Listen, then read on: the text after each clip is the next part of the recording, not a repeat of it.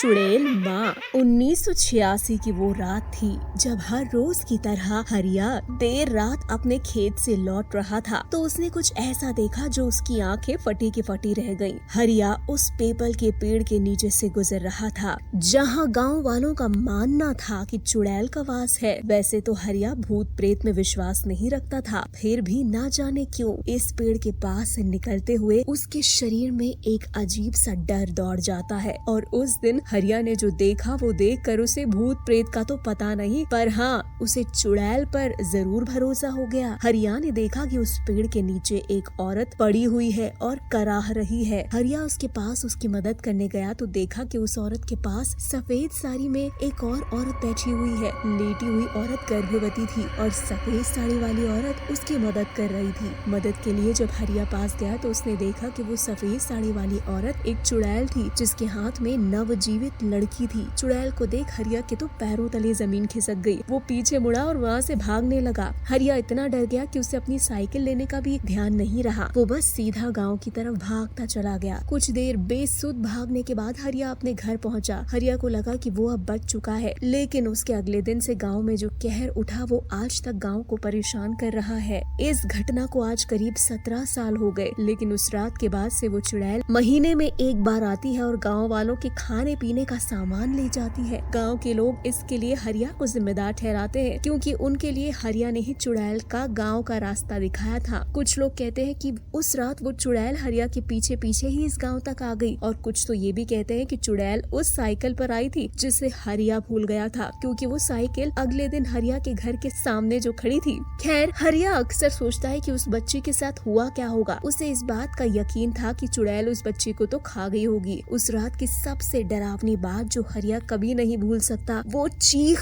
जो उसे देखकर चुड़ैल ने लगाई थी। हरिया भाग रहा था और चुड़ैल पीछे से अचानक भयानक आवाज में कहती है, रुक, सुन जरा, चिल्लाई थी। इस बात को 17 साल बीत चुके और हरिया अपनी बीवी और 16 साल की बेटी रूपा के साथ खुश है। गांव वाले अक्सर उस पीपल के आसपास हलचल देखते हैं। किसी को भी सूरज ढलने के बाद वहां जाने नहीं दिया जाता। असल में उस पेड़ के पीछे एक टूटा फूटा सा खंडर था। लोगों का मानना था कि वहां पर चुड़ैल रहती है, लेकिन किसी को ये नहीं पता था कि उस खंडर में सिर्फ वो चुड़ैल नहीं रहती, उसके साथ उसकी 17 साल की बेटी डायना भी रहती है। डायना वही लड़की थी जिसे 17 साल पहले हरिया ने देखा था। चुड़ैल उसके सामने इंसान के रूप में रहती थी ताकि वो उससे डरे ना। वो महीने में एक बार गांव में राशन लेने जाती और चुपचाप वापस आकर इंसानी रूप में रहने लगती। डायना को पता ही नहीं था कि इस खंडर के बाहर भी कोई दुनिया है क्योंकि पीपल के आसपास कभी कोई नहीं आता। पर एक दिन ये सब बदल गया। डायना खेलते खेलते पेड़ से थोड़ा आगे आ गई। उसने देखा कि वहाँ पर उसकी और माँ जैसी दिखने वाली एक और लड़की खेल रही थी। डायना उसके पास गई और बोली,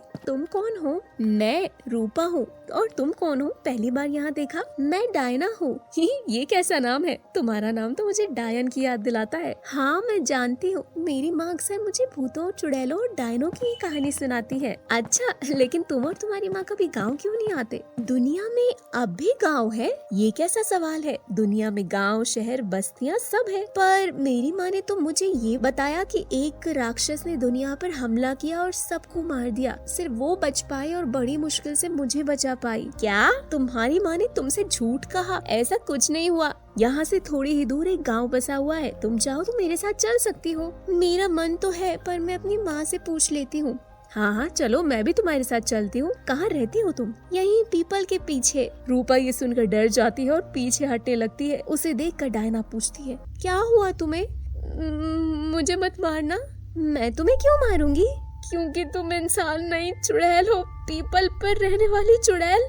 क्या बात कर रही हो? रूपा वहाँ से भागने लगती है। उसे देख डायना चिल्लाती है, रुको, मगर रूपा नहीं रुकती। वो भागती चली जाती है। परेशान डायना अपने घर की तरफ जाती है। उसके दिमाग में 3 सवाल। पहला कि उसकी माँ ने उसे झूठ क्यों कहा, दूसरा कि रूपा इतनी क्यों डर गई, और तीसरा ये पीपल की चुड़ैल कौन है। रूपा हाँफती हुई अपने घर पहुँचती है। उसे इतना ज्यादा हाफा और डरा हुआ देख पिता परेशान हो जाते हैं और उससे पूछते हैं, क्या हुआ बेटा, इतनी डरी हुई क्यों हो? सब ठीक तो है ना?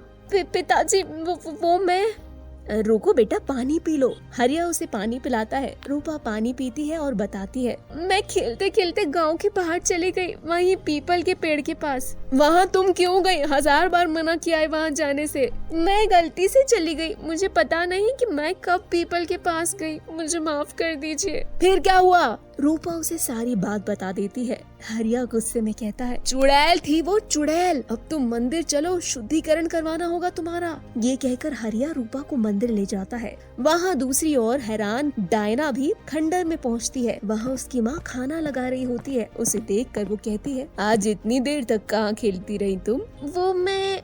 अच्छा छोड़ो, हाथ मुँह धो लो और खाना खा लो। जी। डायना अपनी माँ के साथ बैठ जाती है और खाना खाते टाइम पूछती है, माँ हमारे अलावा क्या कोई और भी जिंदा नहीं बचा? नहीं बेटा, कितनी बार तो बताया है तुम्हें। हाँ, और तुम जल्दी खेल कर वापस आ जाना कल, कहीं मुझे बाहर जाना है। बाहर कहाँ माँ, बाहर तो कुछ भी नहीं है। आज तुम ऐसे सवाल क्यों पूछ रही हो? डायना चुप रहती है। खैर छोड़ो, पानी लेने जाऊंगी पास की नदी से और थोड़ा खाने का सामान खोजूंगी। जी माँ, जैसा आप कहें। डायना उस वक्त तो कुछ नहीं कहती, पर उसके मन में पल रहा शक अब पेड़ बनने लगा था। अगली सुबह अपनी माँ के उठने से पहले ही डायना खंडर के बाहर निकल जाती है और जैसा कि रूपा ने गांव बताया वो जाने लगती है। करीब आधा घंटा चलने के बाद वो उस गांव में पहुंच जाती है, जहां काफी सारी जीवित इंसानों को देखकर वो चौंक जाती है। गांव में एक आदमी से वो रूपा के बारे में पूछती है। वो आदमी उसे रूपा का घर बताता है। अपने घर के बाहर डायना को आता देख रूपा डर जाती है और अपने पिता से कहती है, पिताजी पिताजी। क्या हुआ? वो डायन मेरे पीछे पीछे यहाँ तक आ गई। कहाँ है वो? घर के बाहर। लेकिन ये तो चुड़ैल जैसी नहीं लग रही। क्या पता इंसानी रूप में हो। हरिया बाहर जाता है और कहता है, मेरी बेटी को छोड़ दे चुड़ैल, चाहे मुझे खा ले। लेकिन मैं चुड़ैल नहीं हूँ। हर चोर यही कहता है कि वो चोर नहीं है, लेकिन मैं चोर भी नहीं हूँ। तुम जो भी हो यहाँ से चली जाओ। अरे मैं इंसान हूँ। अच्छा इंसान हो तो साबित करो। कैसे साबित करूं? ये लो चाकू और अपनी उंगली से थोड़ा काटो, अगर तुम्हारा खून निकला तो तुम इंसान हो। डायना ऐसे ही करती है और उसका खून लाल होता है। हरिया अब डरना बंद करता है और उसे अंदर बुलाता है। अगर तुम इंसान हो तो इस गांव में क्यों नहीं रहती? मैं अपनी माँ के साथ रहती हूँ, वो गांव के बाहर पीपल के पीछे जो खंडर है वहाँ। वहाँ तो पीपल की चुड़ैल रहती है। वो मेरी माँ रहती है वहाँ। वही तो पीपल की चुड़ैल है। नहीं, ये नहीं हो सकता। रूपा कहती है, लेकिन पिताजी एक चुड़ैल की बेटी इंसान कैसे हो सकती है? मैं सब कुछ समझ चुका हूँ। हरिया उसे 1966 की उस रात के बारे में सब बता देता है और आखिर में कहता है, वो चुड़ैल तुम्हारे सामने इंसान बनकर रहती है और किसी खास मकसद के लिए उसने तुम्हें जिंदा रखा है। वो ये सब बातें कर ही रहे होते हैं कि गांव में भगदड़ मचने की आवाज आने लगती है। बाहर देखते हैं तो वो चुड़ैल सड़क पार खड़ी होती है और ये कह रही होती है, गाँव वालों, अगर अपनी जिंदगी की सलामती चाहते हो फटाफट 1 महीने का राशन लाओ और मेरे सामने रखो, वरना मैं सबको खा जाऊंगी। सब एक एक करके उसके सामने सामान रख देते हैं और वो चुड़ैल सामान लेकर उड़ जाती है। डायना को याद आता है कि उसकी माँ ने उससे कहा था कि वो आज खाना और पानी सामान लेने जाएगी। डायना डर के मारे बैठ जाती है और कहती है, इन्होंने मुझे जिंदा क्यों रखा? मगर चुड़ैलें शैतान को पूछती हैं और शायद तुमको उसने शैतान के सामने बलि देने के लिए पाला है, ताकि जब तुम जवान हो तो वो अमर हो सके। जिसे माँ समझा वो मेरी बलि देने के लिए मुझे पाल रही थी, जिसे जिंदगी भर प्यार किया, उसी माँ ने मेरे सर का माँ का साया छीना। अब मैं जी के क्या करूँगी? हम तुम्हारी मदद कर सकते हैं। कैसे?